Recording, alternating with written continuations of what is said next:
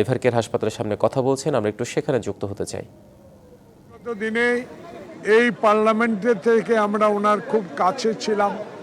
পার্বত্য চট্টগ্রাম আন্দোলন থেকে শুরু করে সেই 2006 সালে রাজপথের মিছিলে আমরা এই দুজনে ওনার সাথে উপস্থিত ছিলাম। তাই আমাদের অনুভূতি একটাই, আমাদেরকে ছেড়ে যিনি পরকালে চলে গেলেন, হাজার কোটি মানুষ আজকে তার জন্য দোয়া করবেন। সারা বিশ্বের মানুষ এই নেত্রীর জন্য দোয়া করবেন।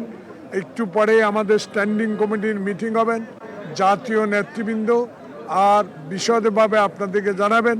আমরা আল্লাহর কাছে আপনাদের মাধ্যমে একজন রাজনৈতিক সহচর হিসাবে দেশ ও নেত্রীর জন্য আপনাদের মাধ্যমে দেশবাসীর কাছে দোয়া চাচ্ছি।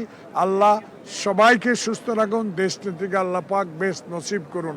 শুনছিলেন বিএনপি চেয়ারপারসন উপদেষ্টা জয়নাল আবেদীন ফারুক, তিনি গণমাধ্যমে কথা বলছিলেন। নতুন এবং ফিরে আসা গ্রাহকদের জন্য নগদে চলছে ক্যাশব্যাক সহ প্রতিদিন হাজারো উপহার জেতার সুযোগ। হবে আশা আর ফেরা, সারপ্রাইজ সেরা।